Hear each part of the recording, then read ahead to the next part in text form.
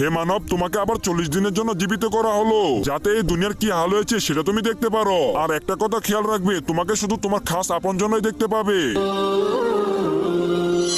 আরে ওই তো আমার বন্ধু, ওর সাথে কথা বলি। আরে বন্ধু এইদিকে দেখ, আমি আইছি। বন্ধু কথা শোনোস না? বন্ধু আমার তো মনে হচ্ছে ও আমাকে শুনতে পাচ্ছে না। আরে ওই তো মুস্তাকিমের ছেলে, ওর সাথে কথা বলি। আরে কামরুল শোনো।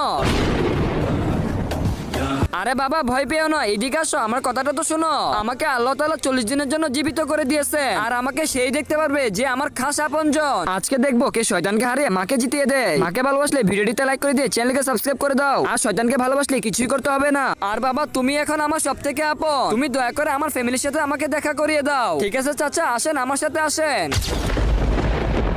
চাচা ওই দেখেন আপনার ছেলে বসে আছে। আরে শান্ত, তুমি এখানে বসে জুয়া খেলতেছো? তুমি কি ভুলে গেছো যে তোমার বাবা কত